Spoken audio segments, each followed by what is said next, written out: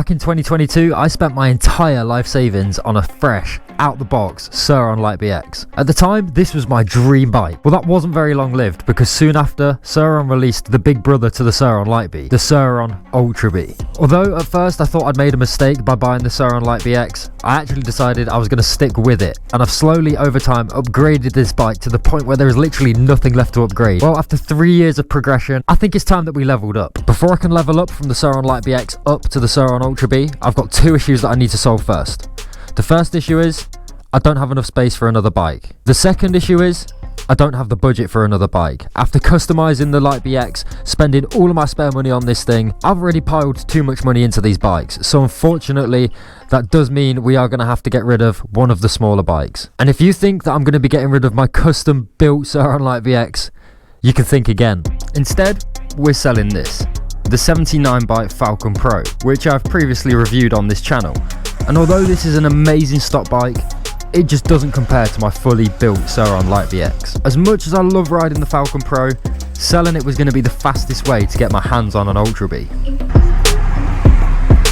This is where the story of the scam actually begins, and with me and Jay in the van loaded up with the Falcon, we headed up for a 3-hour journey on the wettest day of the year in solid rain to go and meet this potential buyer. We were meeting at a place that the potential buyer had actually suggested. This was because he said it had CCTV and it was literally across from his home address, which he'd already sent us a photo of his ID card. We'd confirmed that the address on the ID was the same as where we were meant to be meeting this guy. So upon arrival, everything seemed normal. It was a normal sale. We met the guy, he seemed alright. We got the bike out of the van, and I even let him have a test ride on the bike without any deposit left. Most people would think this is a red flag, but the reason that I actually let him do this is the 79 bike has a key card as well as a key.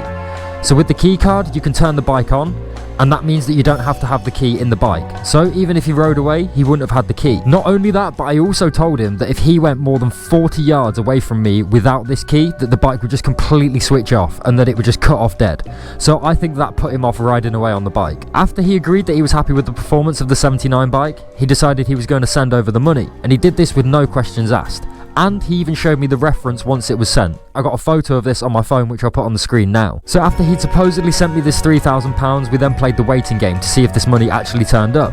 And after around 5 to 10 minutes, there was no sign of the money, which already is strange because usually the money either goes straight into the account or you have to ring the bank to authorize the payment, and then the money turns up pretty quickly. He kept suggesting that because it was raining that he took the bike to his friend's house, and then once the money was through, he could take the charger and the other accessories that I brought along with the bike. I told him absolutely not. There was no chance that he was taking this bike without the payment hitting my bank account. Now luckily I brought Jay with me, and Jay is a lot more impatient than your average person. Jay decided that we should phone my bank account to see if the transaction was actually pending. After phoning my bank, there was no pending transaction, and they told me to wait for up to 2 hours for the payment to potentially come through. The buyer of the bike kept insisting that he took the bike away, and again, me and Jay were persistent in telling him no, you're not taking the bike. Eventually, after around 45 minutes of him waiting around in the rain, he decided that he was going to go back to his friend's house and collect his friend to then come back for the bike once the payment had been sent. At this point, this was the last we'd actually heard of this guy, but way before this point, me and Jay knew that this was red flags and something was up and that we weren't going to receive the money for this bike. So unfortunately, at this point, it was back to square one. I wasn't selling the Falcon, we had no spare budget to buy the Ultra B, and I'd actually wasted a day of my time and the petrol money to go up and down the country meeting this guy. And I've not actually said the location of where this guy was from. All I'm going to say is it begins with a B, and I want you to go down below in the comments of this video, and if you're from the UK, you've got to try and guess where you think that this place was. So it turns out after me and Jay did some investigational work that there is a current scam going on in this location, and the current scam is that they will send you the money on a fake banking app, and the money of course never reaches your bank account. The idea of this scam is that they send you the money and then they take the bike before the payment reaches you. Of course, you never get the payment, they've already left with the bike, and at that point the bike is just gone forever. Fortunately, Jay and myself, we're a little bit more streetwise than the average person. We know that when it comes to these bikes, people are dodgy, people will try and scam you, people will try and rip you off, and people will try and rob you. So we had our wits about us. Going back to the reference photo that I took of the guy's phone after he sent the money, me and Jay went on the internet and decided to search for fake bank transactions on Google Images. Lo and behold, basically all of the images matches the fake banking app that this guy had tried to use. So obviously,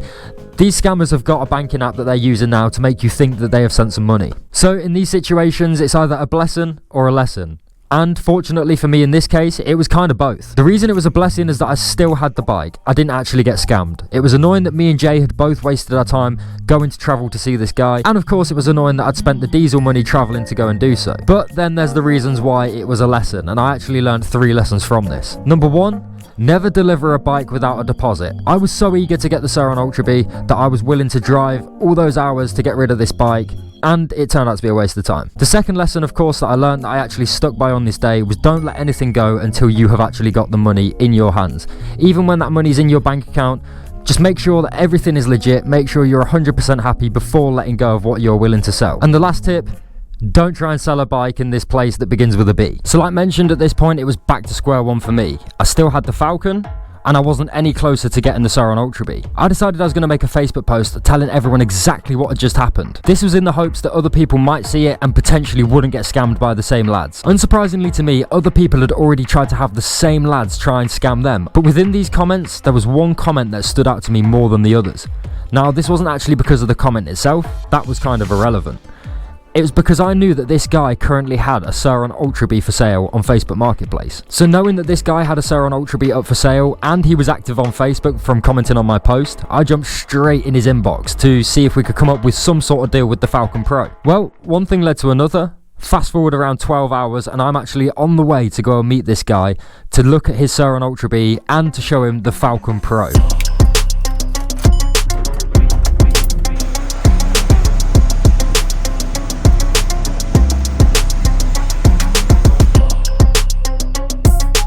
Let's just say that this time round things went a lot smoother, and I've got to give a massive thank you to Dion and his girlfriend who originally thought that I was a scammer, because Dion did a deal with the Falcon Pro and a reasonable amount of cash on top for the Surron Ultra B.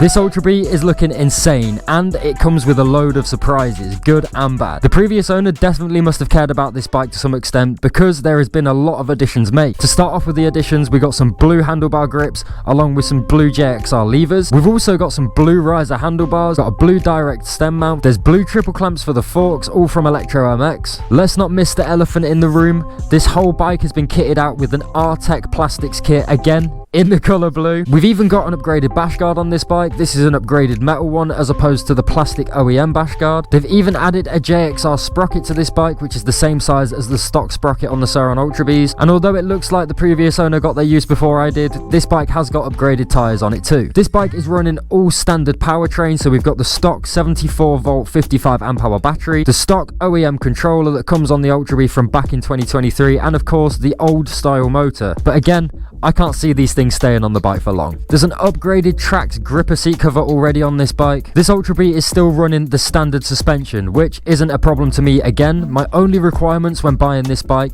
is that the powertrain worked and all 3 modes worked as they should, and that the suspension was all in working order. Everything else wasn't really a problem for me. And of course, we can't ignore that this frame has in fact been powder coated, and you guessed it, in the colour blue. There is already a lot of damage on this frame, but once again, this doesn't bother me as I'm only going to be damaging this bike myself. I just like the fact that I've got a powder coated Surron now. Now, fortunately for me, not only has this Ultra B been pretty upgraded already, but when it comes to bad points, there really isn't that many on this bike. Let's take a look. This Ultra B has done just over 6,500 miles, and the front wheel bearings definitely felt like they had. I instantly felt when test riding this bike that the front end felt pretty loose, and it was all because of the play in the front wheel bearings. So after removing the crusty old wheel bearings, I thoroughly cleaned the hubs, reinstalled brand new bearings, and applied grease where appropriate, and added freshly greased seals. While I had the front wheel removed, I started to take the controller off this Ultra B. And after working and modding the Light BX for so long, working on the Ultra B was really relatable and quite easy.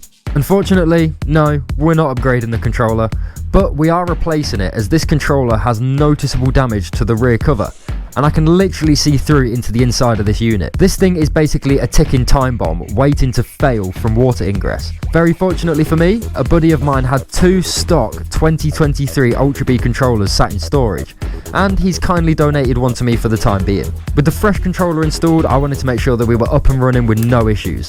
And great success! Let's go!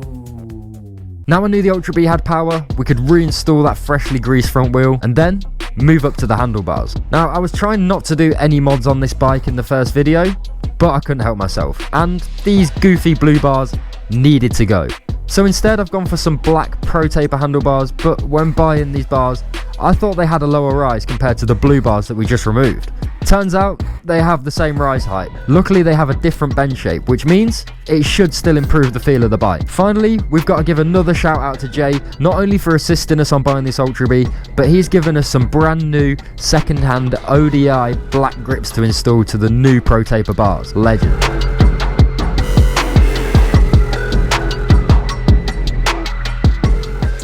The Ultra B is now ready for its first rip, and someone needs to tell me how changing the handlebars from blue to black and the grips from blue to black has made such a difference on this bike. But before we take this bike for a rip, I genuinely need to say a thank you to everybody watching this channel. Without your help, without your support, getting this bike would not have been possible, and this genuinely has been my dream bike since they were released. I hate doing that YouTuber soppy thing, but seriously, thank you for this one. We finally got a Surron Ultra B. This thing looks mega. I have been ready for a big bike for too long now. Let's just get on it. Let's get on it. I'm too excited. So already, this bike feels like it is built for so much more than the Light B, which is everything I have needed at least for the past year. The past year I've been struggling on the Light B. It's a great bike, but with the off-road conditions that I've started to enjoy riding more than anything, the bike just gets battered. It cannot handle it. The Ultra B is a different beast, and there has been so many reasons why I've been after this specific bike. Okay, maybe not this specific bike, but the Ultra B, you know what I'm saying. And of course now there is more options than ever on the market to decide out of which of these bikes you would like to buy, so the choice is harder than ever. But still, for me, there was only one bike that was going to take the crown. There was only one bike I was really going to go for the time being anyway. And there is many reasons why I have specifically gone for the Ultra B, which we are going to have to get into in this video. But for now, I just want to shred. I just want to see how this bike handles. It is wet, it is sloppy, it is muddy today. It's going to be slippy, but that's what the Ultra Bs were built for. Oh, let's go.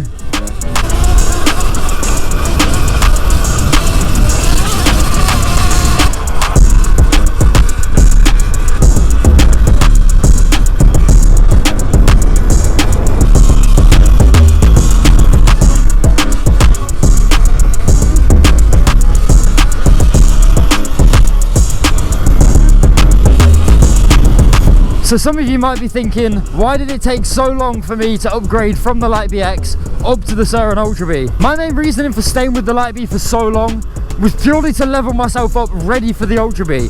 It's a bigger bike, it's a heavier bike, slightly more powerful, even though my Light B would now absolutely smoke this bike. It was all in preparation to level my riding up and get a good enough rider before going for the bigger bike.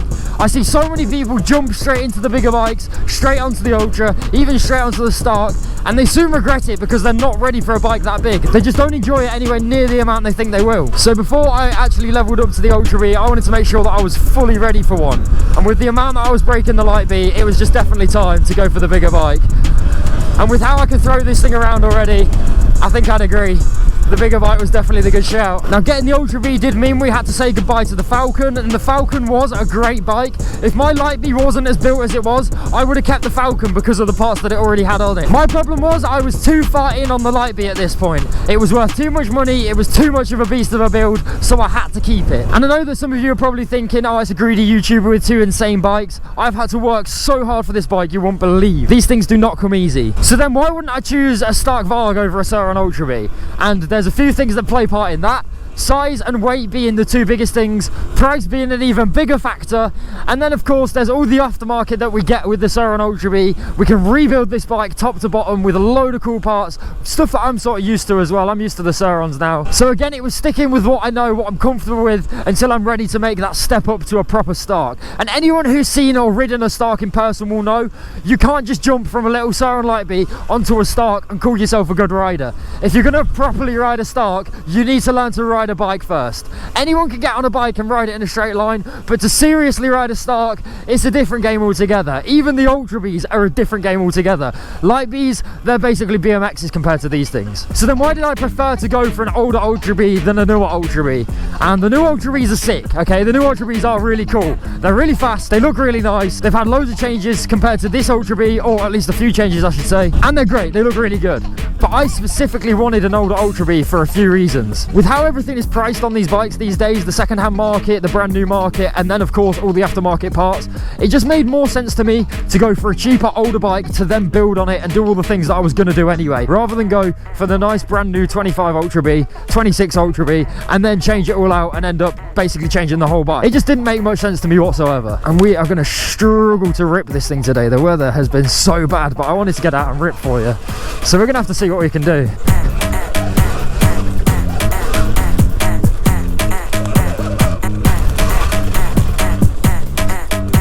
Oh my god, compared to the Light B, it just floats over everything. The suspension is mega as well, and this is the old style suspension. This isn't even the newer suspension. This is literally, woo! This is literally the original suspension that came on the Ultra Bs back in the original 2023s. And with this being a 23 Ultra B, this has definitely got to be one of the first on the market. This has got to be one of the earliest models that we're ripping right now. And it handled that just insane. That was so good. Now, most people by now would have already seen the Ultra Bs and know exactly what these Ultra Bs are about. But for the people that haven't, like I mentioned before, these are literally the bigger brothers to the little Surron Light Bs, but they have more power, everything is just supersized, and we have a few more features. I think this Ultra B must have been the road legal version because it's got all the buttons for the headlights, the horn, it's got high beam and low beam, but then we've also got 3 power modes on this Surron compared to the Light B, which as standard comes with 2. So with having 3 power modes, we've got an eco, daily and a sport mode, and at the minute I've just been ripping in daily. In full power mode, these things run at like 12.5 kilowatts, which compared to a stock Surron Light B is a lot, but compared to a crazy upgraded Light B that I've been running, it's not a lot. It actually is probably pretty slow. But we're saying that, it feels like the Ultra has got a lot of low down torque, especially when you put it up in sport mode. I don't have any rear tyre at the minute, so using sport mode is pretty much pointless, hence why I've basically kept it in daily for now. Oh, straight on the bollocks. Oh, talk about a sack tap. I'm pretty sure there is no real direction to these trails. I'm just hitting anything and everything that I can see right now. I am going to say that already I feel a lot more confident on this bike too, with the hill climbs, even though I'm flat out and still struggling. I feel like this bike has just got the power to literally monster through the lot, whereas the Light B, it just digs in. It's not got that weight to really gain the traction to move. The Ultras have got everything to keep it planted. Yeah, it just floats over it. So easy.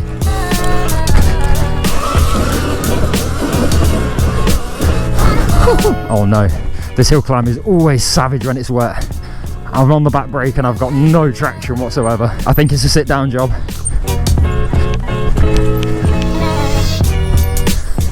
So now I've got the Surron Duo of the big bike and the little bike. Obviously, I am still going to be keeping content on both of these bikes going. That was the whole idea of keeping both of them. The idea for the Ultra is we turn this thing into the ultimate track and enduro bike. This is going to be the heavy hitter. This is going to be the bike that takes all the big blows. This is going to be the one that gets battered and abused, really. The Light B has had it for too long now, where it's been the battering ram, and I think it's the Ultra B's turn to take some of the abuse. And with it being more built for it, it just makes so much more sense. So then for the Light B, that's going to stay on the channel as the little rocket. We are still going to be using it on trails, but it's going to be the fast, smooth trail bike. It's going to be a bit of a wheelie bike. I think we turn the Light B into a bit of a pavement princess, although we are still keeping it in its full form of a dirt setup. I am not going supermotos on any of my bikes. I know a lot of the hype is getting these bikes and sticking street wheels on it and seeing what you can do in the street, but for me, that's just not where the fun is. The fun is riding around in the slop just like this. This is where I have my entertainment. Although I enjoy it a lot less when it is wet and sloppy. In the dry summers, the trails, the tracks, the off-road stuff is where it is at for me. This is where you have your fun. I did recently ask in a previous video as well what bike everybody would want to see on the channel, and not that loads of people replied, but out of the people who did, basically everybody went for the Surron Ultra B. I think we even had people say go for the Talaria Komodo, which is another good option of bike, but for me, my heart's with Surron. The Ultra B is the best looking bike in my opinion. The Ultra B is what I wanted to build personally. So along with the viewers of this channel, I think we both agreed that the Ultra B is the way to go. But seriously, this is my first long ride on the Ultra B and I'm loving it. It is everything I thought it would be. And to be honest, considering I got the older version, I thought I might be a bit disappointed and want the newer one even more. No, I'm happy with this older version. This bike was good originally, and the fact that they've made it better, well, that's just insane. And even though this bike has done 6.5 1,000 miles. This thing still rides like it is new. Now I've changed some of the bearings, and I kind of know these bikes enough to know when the bearings are gone, what sounds rough, what doesn't. I knew that when buying this thing, I knew it needed front wheel bearing. I knew it needed some axles greasing up. I knew it needed a bit of TLC in some certain areas. But honestly, that just made it the even more perfect bike for me to be buying, because I wanted something that was a bit rough and ready. I didn't want something that was brand new out the box to go again. I wanted something that we could fix up and turn into my own. And that is exactly what we're going to be doing with this Ultra B.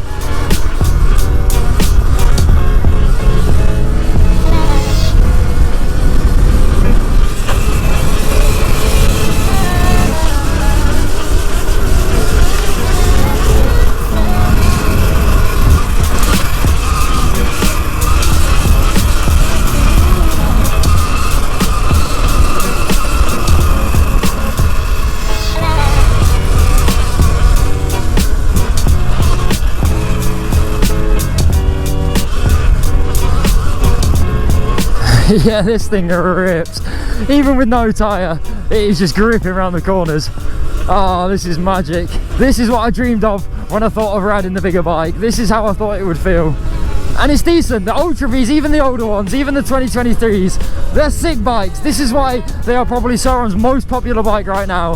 This is why everyone's got their eyes on Ultra Bs. I know that a lot of YouTubers have gone to Ultra Bs and this is the bikes that they're building, but there's a reason for that. Surron do no collaborations with any content creators. All of Surron's advertisement has been done through people buying their bikes. So it just goes to show that no matter how many bikes are given out for free, everyone's just going to buy what they think is best anyway. And there is a reason that everybody buys the Surrons, especially the Surron Ultra Bs. For the past year, it has been my goal to get an Ultra B on this channel, and I'm not like a lot of these other content creators. I don't make a lot of money.